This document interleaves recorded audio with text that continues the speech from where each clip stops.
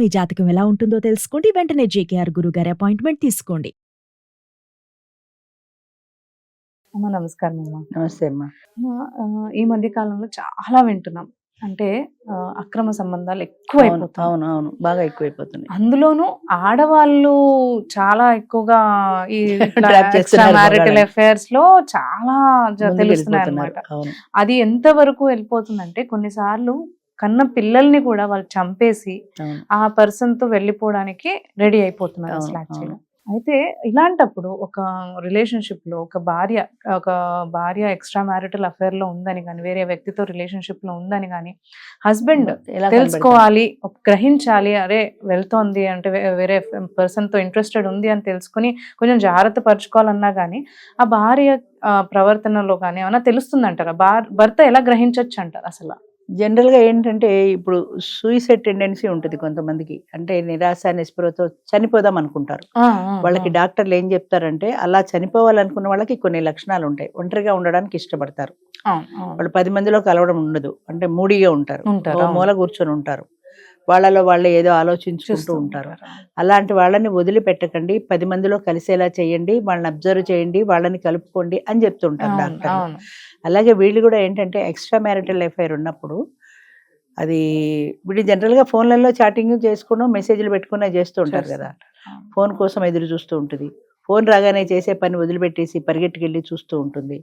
అది వేరే వాళ్ళు అనుకో నిరుత్సాహంగా జవాబు చెప్తుంది.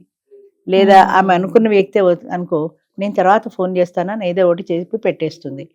భోజనాల దగ్గర కానీ కలిసి మాట్లాడుకునేటప్పుడు కానీ పరాగ్గా ఉంటుంది. అంటే ఎక్కడో ఆలోచిస్తూ ఉంటుంది. భర్త ఉన్నాడు కాబట్టి ఆయన ఏదో అడిగితే ఏదో జవాబు చెప్తుంది. కానీ ఆ అమ్మాయి చెప్పే జవాబులో ఆమె మనసు ఎక్కడో ఉన్నది అని అర్థమవుతుంది జాగ్రత్తగా అబ్జర్వ్ చేయగలిగితే. ఆమె మాట తీరులో, ఆమె తయారవడంలో, ఎక్కడికైనా వెళ్ళాలన్నప్పుడు బాగా తయారయ్యి స్పెషల్గా తయారవడము, ఈ లక్షణాలన్నీ ఉంటాయి. ఒట్టప్పుడేమో జిడ్డు ముఖం వేసుకుని వెళ్ళాడే మనిషి స్పెషల్గా తయారవుతుందంటే నేను ఆఫీస్కి వెళ్ళాక ఎవరైనా వస్తున్నారా, లేదా ఈమె ఎక్కడికైనా వెళ్తోందా అనే డౌట్ వస్తుంది సహజంగా. అలాగా కొన్ని లక్షణాలతో అందరికీ తెలియకపోవచ్చు, కానీ అబ్జర్వ్ చేస్తే అర్థమవుతుంది. ఆ ఉద్దేశంతో మనం అబ్జర్వ్ చేస్తే చాలా మంది ఏం చేస్తారంటే పెళ్ళ వెనకాల ఫోన్లు చెక్ చేస్తుంటారు. కరెక్ట్, అవును. చాలా మంది చేసే పని, ఆడవాళ్ళైనా మగవాళ్ళైనా సరే ఫోన్ చెక్ చేస్తుంటారు. అది ఏమన్నా అమ్మాయికి రాలా మెసేజ్ పెట్టి తర్వాత చెరిపేస్తుంది. నీకేం అర్థమవుతుంది? కాల్ చేసి కాల్ చేరిపేస్తుంది. నీకు మిస్డ్ కాల్స్ లో కనపడదు ఆ ఫోన్. అంచేత ఆ తెలివితేటలు దానికి కూడా ఉంటాయి, లేదా ఆ తెలివితేటలు వాడికి కూడా ఉంటాయి. అంత తేలిగ్గా కనపడరు వాళ్ళు కూడా. లేదా అమ్మాయి కానీ అబ్బాయిది కానీ ఫోటోలు ఏమన్నా ఉన్నాయా అని చెక్ చేస్తుంటారు జనరల్గా. వీళ్ళిద్దరు కలిసిన ఫోటోలు కానీ కొంతమంది పొరపాటున వాళ్ళిద్దరు కలిసిన ఫోటోలు తీసుకుంటారు, సెల్ఫీలో తీసుకుంటారు, ఫోన్లో ఉండిపోతాయి. ఈమె చెక్ చేస్తే ఫోన్లో కనపడతాయి అవి. అలాగే ఆయన చెక్ చేస్తే ఆవిడ ఫోన్లో కనపడతాయి. అంచేత వాళ్ళు కూడా జాగ్రత్త పడతారు. చాలా మంది జాగ్రత్త పడి ఫోన్లో లేకుండా చూసుకుంటారు. కొంతమంది చెరిపేయడానికి మనసు ఒప్పదు. అప్పుడప్పుడు చూసుకుంటే ఆనందంగా ఉంటుంది కదా అని అట్టు పెట్టుకుంటారు. అట్టు పెట్టుకుంటే దొరికిపోతారు. అది చూడడం సభ్యత కాదు, ఫోన్లో ఒకరి ఫోన్లో ఒకళ్ళు చూసుకోవడం సభ్యత కాదు. కానీ ఇలాంటి లక్షణాలు ఉంటే తేలిగ్గా తెలిసిపోతుంది. అమ్మాయి వేరే వాళ్ళతో మాట్లాడడం, వీటితో ఫోన్ వచ్చింది అనుకో ఫోన్ తీసుకుని బయటకు వెళ్ళిపోతుంది. చుట్టాలతో మాట్లాడితే నువ్వు ఇక్కడే మాట్లాడతావు కదా, ఫోన్ తీసుకుని దూరంగా వెళ్ళిపోయి మాట్లాడాల్సిన అవసరం ఏముంది? తిరిగి వచ్చేప్పుడు ఆ అమ్మాయి ముఖంలో ఒక కొత్త ఆనందం కనబడుతుంటుంది. అవతల వాడితో మాట్లాడినప్పుడు మామూలుగా ఉంటే చేంజ్ ఏముండదు, అమ్మాయి ముఖంలో ఒక ఫీలింగ్ కనపడుతుంది. అంటే అవతల వ్యక్తితో మాట్లాడిన ఆనందం. ఎవరైనా అడిగితే ఎవరో ఫ్రెండ్లీ అండి అని చెప్తుంది, కానీ ఆ గ్లో తెలిసిపోతుంది ముఖంలో. అంచేత అది అబ్జర్వ్ చేయగలగడం కష్టమే, కానీ అబ్జర్వ్ చేస్తే మాత్రం తేలిగ్గా కనిపెట్టగలుగుతారు.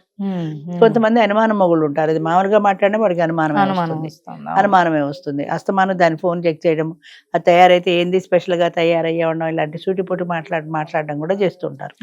అంచేత అవి ప్రమాదమే, కానీ వీళ్ళు అబ్జర్వ్ చేయగలిగితే మాత్రం అది ఎక్కడో ఏదో ఎఫ్ఐఆర్ ఉన్నట్టుంది, లేదా ఎవరినో కలుసుకోవడానికి వెళ్తోంది అని అర్థమవుతుంది.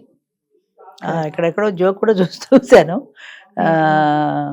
ఒక భార్య అప్పుడప్పుడు భర్తకి ఫోన్ చేస్తూ ఉంటుంది. ఫోన్ చేస్తే అంటే ఎక్కడికైనా వెళ్తున్నాడమ్మా, ఎవరైనా కలుస్తున్నాడమ్మా, లేదే నేను ఇంట్లోనే ఉన్నాను అంటాడు. ఏది ఒకసారి మిక్సీ ఆన్ చేసి చూపించండి అంటుంది. అంటే వాడు మిక్సీ ఆన్ చేస్తాడు, ఓహో ఇంట్లోనే ఉన్నారా అనుకుని ఊరుకుంటుంది. ఓసారి ఫోన్ చేస్తే పిల్లాడు ఎత్తుతాడు. పిల్లాడు ఎత్తితే నాన్న ఇంట్లో లేడమ్మా, మిక్సీ తీసుకుని ఎక్కడికో వెళ్ళాడు. అంటే ఎక్కడ అడిగినా పిల్ల మిక్సీ తినిపిస్తూ ఉంటాడు అనమాట. అంచేత అలాంటివి కూడా ఉంటాయి కొన్ని కొన్ని. కరెక్ట్ కరెక్ట్ అంచేత అది చాలా జాగ్రత్తగా చూసుకోవాల్సి ఉంటుంది మెయిన్లీ. అదేంటంటే అమ్మా అసలు ఫస్ట్ ఇలాంటి రిలేషన్ పెట్టుకోవడమే చాలా పెద్ద పొరపాటు. ఒక భర్త ఉన్న తర్వాత కష్టమో సుఖమో వాళ్ళతో జీవితం అనుకోవాలి, వాళ్ళని మలుచుకోవడానికి ప్రయత్నం చేసుకోవాలి. భర్త అయినా భార్య అయినా వాళ్ళతో అనుకూలంగా ఉండడానికి ప్రయత్నం చేసుకోవాలి, తనని తను మార్చుకోవాలి, అవతల వ్యక్తిని మార్చడానికి ప్రయత్నం చేయాలి. అవ్వలేదనుకో నా కర్మ ఇంతే అనుకోవాలి, కానీ ఇక్కడ ఇంది కాబట్టి ఇంకోటి ఎత్తికేసుకుంటా అని అనుకోకూడదు కదా. వాడు మాత్రం ఎన్నాళ్ళు చూస్తాడు, ఓ ఏడాదో 2 ఏళ్ళో చూస్తాడు, బాగుంటుంది. తర్వాత 3వ సంవత్సరం జీవితంలో సర్దుబాటు అనే లక్షణం లేకపోతే ఎవరితోటైనా ప్రపంచంలో గొడవ వస్తుంది, అది ఖాయం. సర్దుబాటు అనేది మనలో లేకపోతే ఎవరితోటైనా గొడవ వస్తుంది. అంచేత మనమే సర్దుకోగలిగితే వీడితోటే బాగుండొచ్చు కదా, మళ్ళా కొత్త దేనికి. వాడు మాత్రం గొడవ రాదన్న గ్యారంటీ లేదు కదా. అది ఆ సర్దుకోవడం మీద ఇక్కడే సర్దుకుంటే అసలు మనకి సమాజంలో గొడవే లేదు కదా. అంచేత ఆ సర్దుబాటు గుణం ఉండాలి, ఓర్పు ఉండాలి, సహనం ఉండాలి. ఇవన్నీ చెప్పడం తేలికే కానీ ఆచరించడం కష్టం. కానీ అది ఆచరణలో పెట్టుకోగలిగినాడు ఏ రోజైనా ఆడది సుఖపడుతుంది.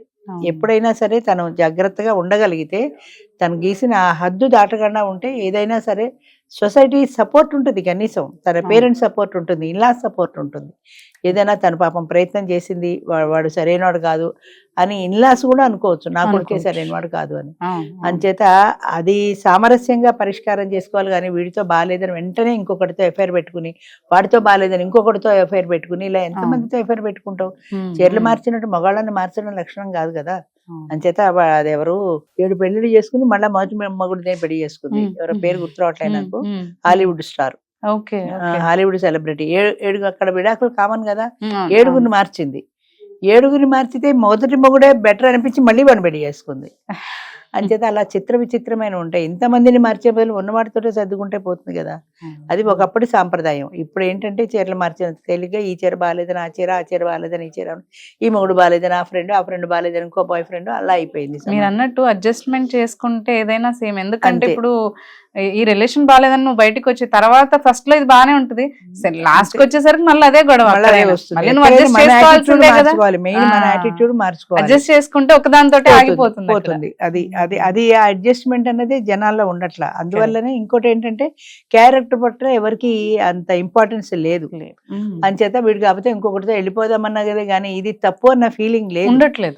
ఇది తప్పు, ఇది ఈ పని నేను చెయ్యకూడదు అన్న విచక్షణ ఉంటే ఇన్ని తప్పులు జరగవు, ఇంతమంది చెయ్యరు, ఇంతమంది అలా పిల్లల్ని కూడా చంపేసి బయటకు వెళ్ళిపోరు. పిల్లలు మీరు అన్నట్టు పిల్లల కోసం తల్లి ఎంత సాక్రిఫైస్ చేసుకొని ఉండే సిచువేషన్ లో ఉంటది. తిట్టే మొగుళ్ళు ఎంతమంది క్రూరంగా ఉన్నా సరే పిల్లల్ని వదులుకోలేక బాధపడతారు. అలాంటిది పిల్లల్ని చంపడానికి కూడా రెడీ అవుతున్నారు. అదే ఇంతకు మించిన అట్రాక్షన్ అక్కడ ఏముంది? కన్నా పిల్లల కంటే ఏది ఎక్కువ అంటే వాడే ఎక్కువ వీళ్ళకంటే అని అనిపిస్తుంది. అంటే ఆడది అంటే కన్నా తల్లి అంటే ఒక గొప్ప స్థానం ఉంది ఆడదానికి ప్రపంచంలో. మాతృదేవోభవ, పితృదేవోభవ, ఆచార్య దేవోభవ అని తల్లికి ఎవ్వరికి ఇవ్వనంత ఉన్నతమైన స్థానం ఇచ్చారు. దాని పరువు కూడా తీసేస్తున్నారు ఇలా పిల్లల్ని చంపేసి.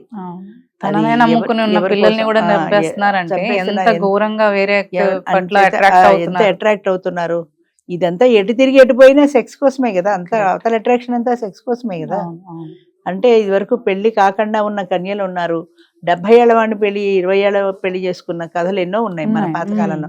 మరి 70 ఏళ్ల వాడు ఏం కోరికలు తీరుస్తాడు? 20 ఏళ్ళది పెళ్లి చేసుకుంది, కోరికలు అణుచుకున్నారు, కంట్రోల్లో పెట్టుకున్నారు. ఆ కంట్రోల్ ఉండాలి, ఆ ఆత్మ నిగ్రహం ఉండాలి మనుషుల్లో. అది లేని నాడు విచ్చలవిడి శృంగారానికి రెడీ అయిపోతారు అంతే. అంచేత ఆ కంట్రోల్ మనిషిలో లేకపోవడం అనేది ప్రధానమైన కారణం.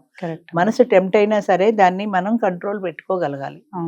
ఇవాళ ఈ హోటల్కి వెళ్ళాలంటే వెళ్ళిపోయాను, ఇవి తినాలంటే తినేసాను అన్నట్టుగా, ఇది తాగాలంటే తాగేశాను అన్నట్టుగా, వాడితో వెళ్ళాలంటే వెళ్ళిపోయాను అనకూడదు కదా. చీరలు మార్చినట్టు మగవాళ్ళని మార్చడం సాంప్రదాయం కాదు, అలాగే మగవాళ్ళకు కూడా అంతే. కానీ ఎవరు వింటలేదు కాబట్టి మనం ఎంతసేపు ఇదే చెప్పుకుంటాం. కరెక్ట్ అమ్మా. అవునమ్మా. థ్యాంక్ యూ అమ్మా.